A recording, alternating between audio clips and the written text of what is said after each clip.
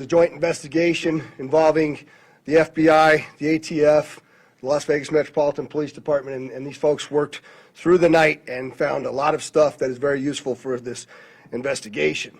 As you look at this Cybertruck here, we had to transport this down to our fleet services so that we could really get through this thing. And I remind you that the subject inside wasn't able to be removed for a very long period of time because he was burnt beyond recognition.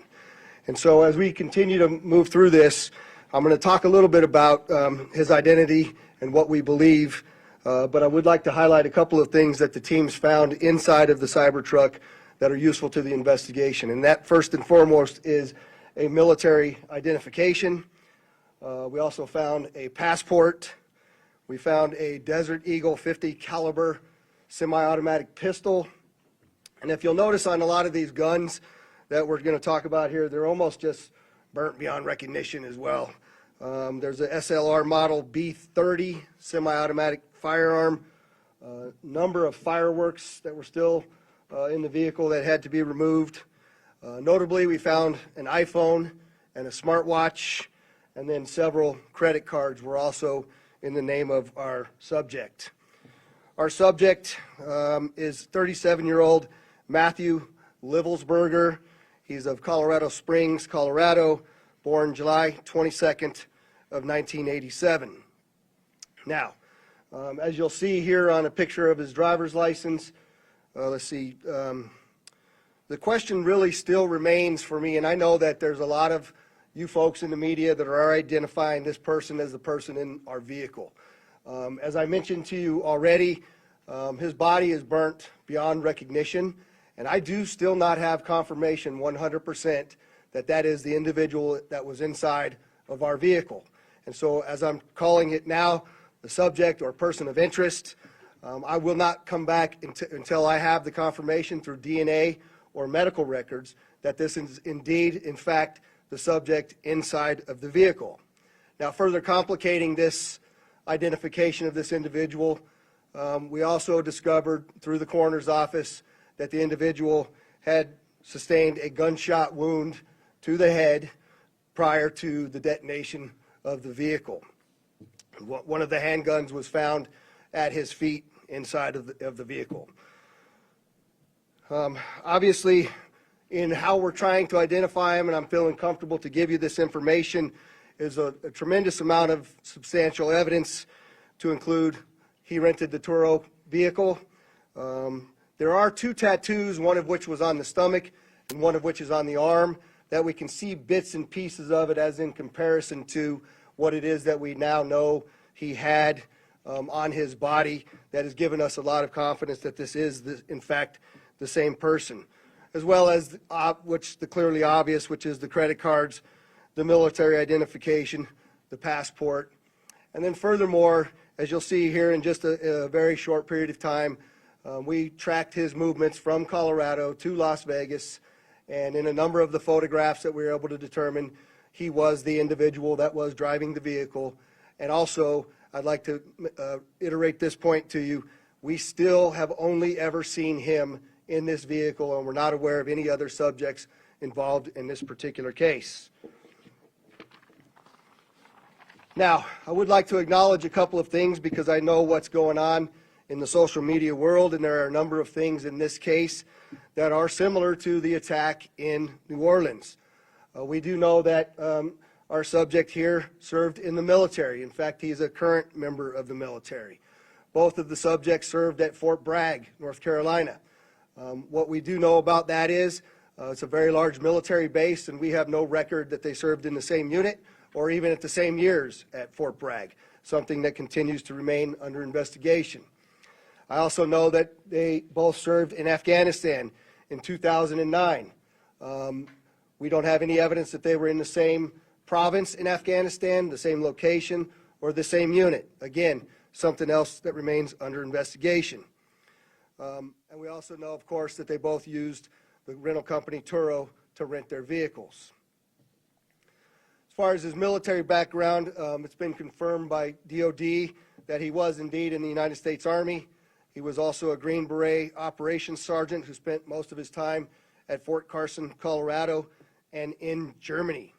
He was on approved leave from Germany, where he was serving with the 10th Special Forces Group. He was also previously in the National Guard and the Army Reserve. I'd like to point out to you that through exceptional joint investigative effort, we've gotten to a place where we believe we can show you his route to Las Vegas from Colorado, and Carlos will put up the map there for you. And we know that he rented the Cybertruck in Denver on December 28th. We tracked his movements through the Tesla charging stations to Monument, Colorado on December 30th. On the 31st of December, the truck was charged in Trinidad, Colorado, Las Vegas, New Mexico, and Albuquerque and Gallup, New Mexico. On January 1st, the truck was charged in Holbrook, Flagstaff, and Kingman, Arizona. We last tracked the truck in Kingman at 05:33 yesterday morning. The truck was first spotted in Las Vegas at 7:29 a.m. yesterday. And Carlos will pull up a picture of the truck pulling onto Fashion Show Drive here. And that picture was observed at about 7:34 a.m. We know that he pulled into the Trump Valet, and I believe we have a video of that. You can see the Cybertruck highlighted there.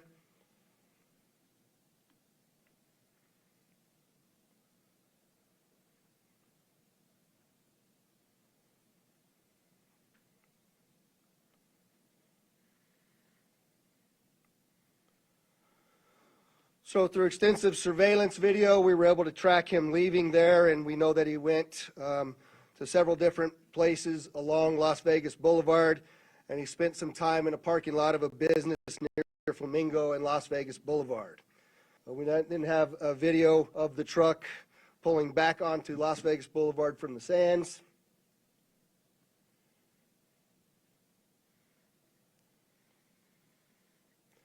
See that there?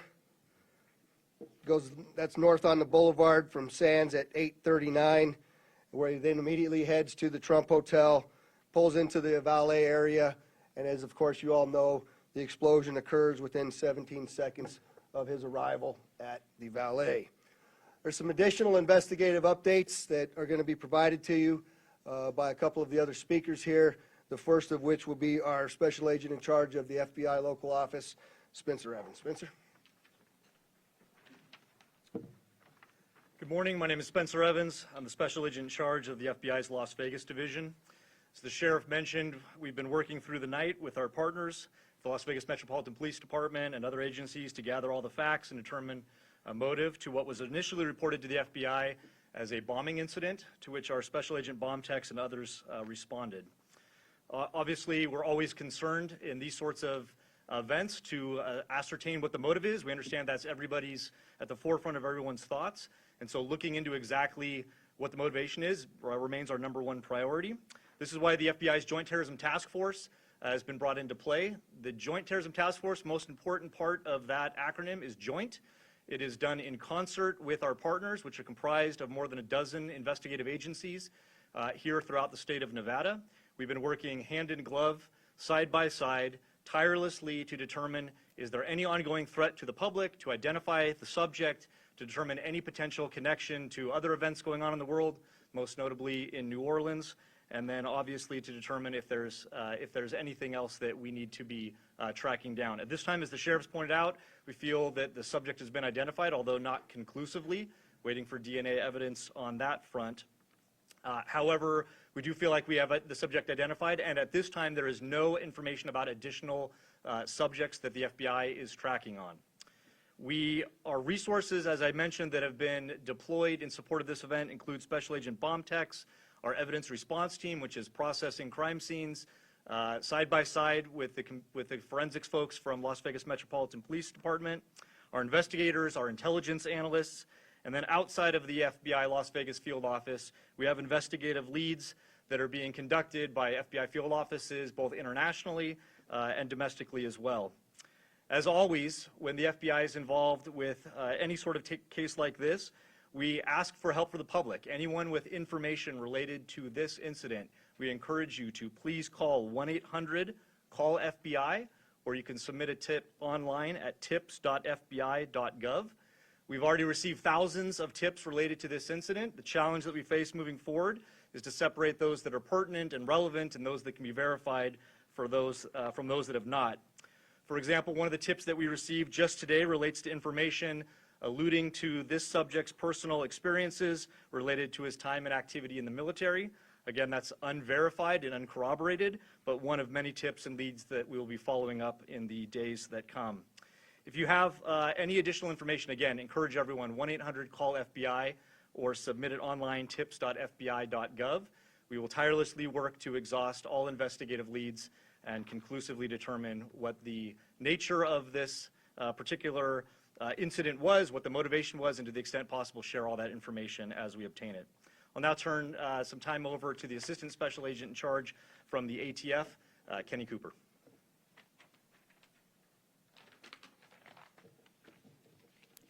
Good morning, everybody. My name is Kenny Cooper. I'm the Assistant Special Agent in charge of ATF San Francisco Field Division. ATF is bringing our expertise in post-blast investigations and our crime gun intelligence to specifically assist in this investigation. I will tell you that our Special Agent bomb techs are working with FBI and with Las Vegas Metro and sifting through that post-blast debris to find components and investigative leads that will derive from that evidence process. We're too early into that investigation process to give any determination as far as how this device was initiated. I will say that we do know that the components primarily consist of fireworks, mortars, aerial shells, and are all consumer fireworks. Nothing commercial grade has been discovered at this point, and we've identified some fuel enhancers like the Coleman fuel and BP racing fuel and some explosive targets that can be purchased at any sporting goods store. We've also, as the sheriff mentioned, we've identified 2 semi-automatic handguns recovered from the Tesla.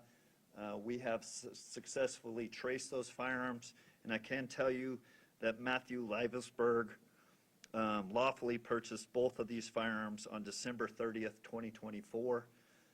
We have agents following up those investigative leads. We know exactly where those firearms were purchased, and we will share any developments from those leads as they come in. Thank you.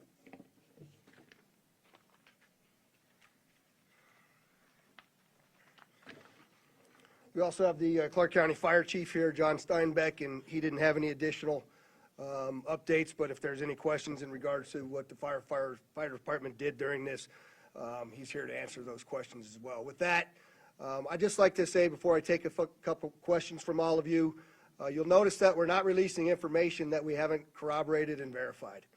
We're very well aware of all of the things that are going around on social media. But that's just the way we're going to conduct this investigation. We're not putting it out until we can tell you for a fact what information it is that we're putting out. And so we're going to continue to do that, but I'm also confident to tell the Las Vegas community and this great nation that we don't believe there's any further threat from this subject or anybody associated to him here in Las Vegas. With that, Denise, I saw you had your hand up. If you could just identify yourself, please.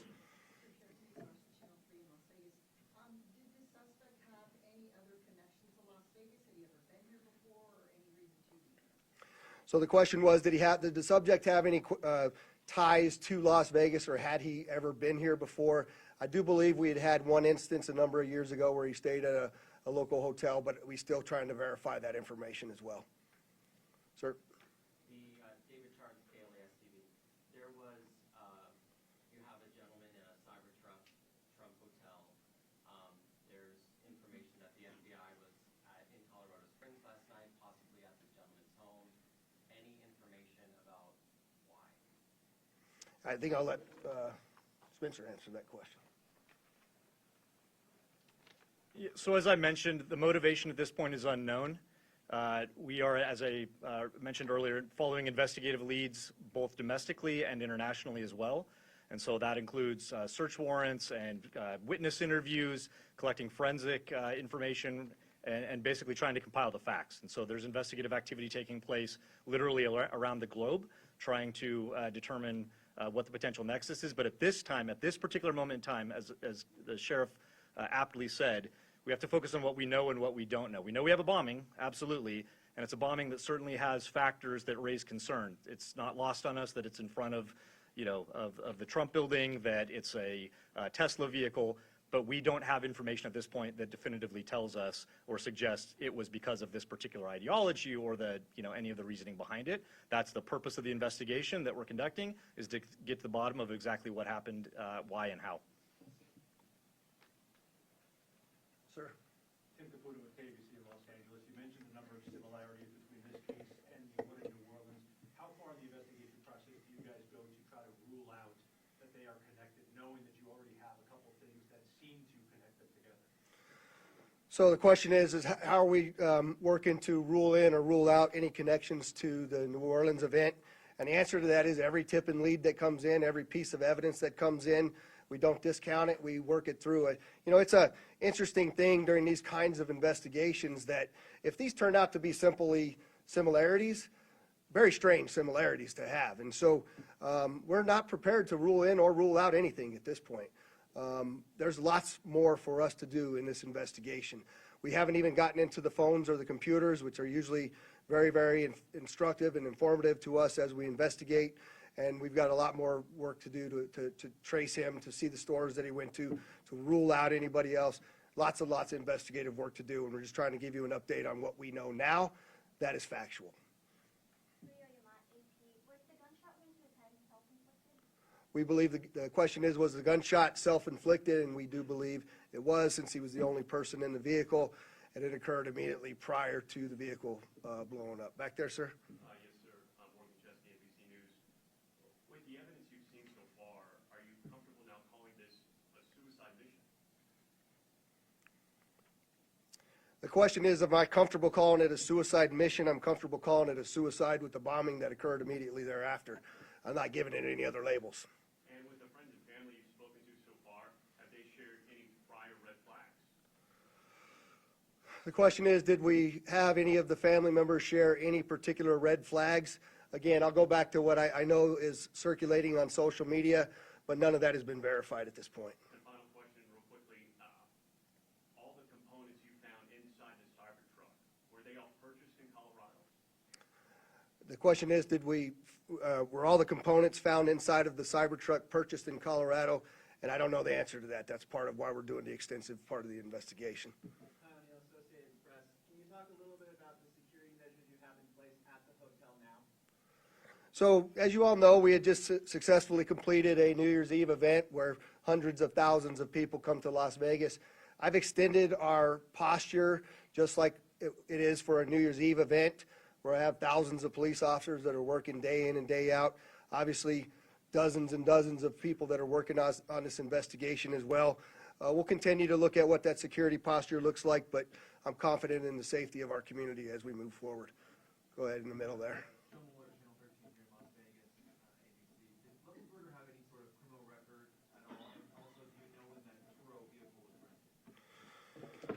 The question was, is there any criminal record? None that I'm aware of. That has not been brought to my attention that he had a criminal record. And I said that the Cybertruck was rented on December 28th in Denver, Colorado. Right here? Hi, Stephanie Price, Fox News. Hi. Hi. Have you guys been able to verify that he checked into the Resort World Hotel the day before this? The question is, do we know if he checked into the Resorts World the day before this? I'm not aware of that information. Sir? Mike Allen, Fox 5 Vegas. You mentioned increased security presence at the Trump International. Is that going to extend further along the strip, or is it just there? And how long do you anticipate that? The question is generally about the security posture, and that's entirely our entire community, not only Fremont Street and the Strip, but surrounding neighborhoods as well, just to make sure that we have the community feeling that level of safety that they need to feel after an event such as this. Right next to you there. Katie from the Las Vegas Review-Journal. How exactly were you guys able to use the charging stations to track the cars through it? The question is, how were we able to use the charging stations to track the vehicle all the way through? And I'm not exactly sure how to answer that question just yet. I know that there's some capability by being able to determine that the car is connected to the charger. One of the things that we're looking for is anybody that may have been at the charging location at the same time. We're looking to try to identify them because their vehicles would have also had cameras that would have taped anybody in and around them. We're trying to get people that may have been in the same locations at the same time that have video on their vehicle that could provide that video to us as well. I'll take two more. Go ahead. Can you talk about the damage being contained by the Cybertruck itself, and do you think that plays into whether he was aiming to hurt others or was it a public suicide? Yeah, the question is about the Cybertruck and the lack of damage to the Cybertruck and containing the explosion. Carlos, if you could put that truck back up there, it might be helpful. But, you know, you'll see if you look on the outside of that vehicle, it's hard to tell from that photograph. But other than the windows being gone, that's a bit more disassembled than it was at the scene, and the back area being blown off. There's no evidence of physical damage to the sides of that vehicle. And so the explosion that was in that vehicle sort of vented out and up, but it didn't even damage the glass doors at the trunk. So I'm not sure what that means. I also know that there's a number of unexploded pieces of the things that he had inside of that vehicle, and so I just don't think that it was done as well as he was expecting it to be done. But go ahead. Vegas with Univision Vegas. I was wondering, were you able to recover the video from the Cybertruck, or was that destructed? So the question is, are we able to recover the video from the Cybertruck? And many of you may know that those Cybertrucks contain a tremendous number of cameras. Again, Mr. Musk has sent out a number of his folks that will be arriving here this afternoon with the intent to try to capture the part of that captured all of the video from inside of the truck. Sir? Just quickly, you had mentioned a number of the components in the back of the truck that did not go off. Maybe this is a better suited question for ATF, but when it comes to the rudimentary nature of the bomb, I think we mostly think of a bomb that is connected. This seems like individual kind of incendiary and combustible components put together. Can you speak to how you think this is a bomb, or was it just several pieces of things that might blow up and might explode that were just lit and gone off at the same time? Yeah, I'll tell you, it does appear that it was, I just want to be careful with my language here, but the level of sophistication is not what we would expect from an individual with this type of military experience. That most of that, the materials inside that Tesla were fuel to help fuel a greater explosion. But it's too early to answer any question as if there was sophisticated connectivity to those components to make it ignite in the way that it did. All right, there was one last hand over here. I'll take your last question. Or maybe this is for Special Agent Evans, Mike Carter, Newsmax. Any idea if the suspect has been in touch with any outside terrorist groups? Has this investigation extended globally? The question is, do we know whether the subject's been in touch with any outside terrorist groups or if it's been investigated globally? And Spencer, you want me to? Okay. So the question about whether it's being investigated globally, absolutely. Like I said, we're running down investigative leads around the world. No information that we're aware of right now that connects this individual to any terrorist organization around the world. But that's obviously the thrust of the investigation, is ruling out that there's any sort of terrorism nexus, and then again, getting at what the ideology is. We appreciate you all coming, and we will be back before you when there's substantial updates to provide to you. Thanks for all your great work.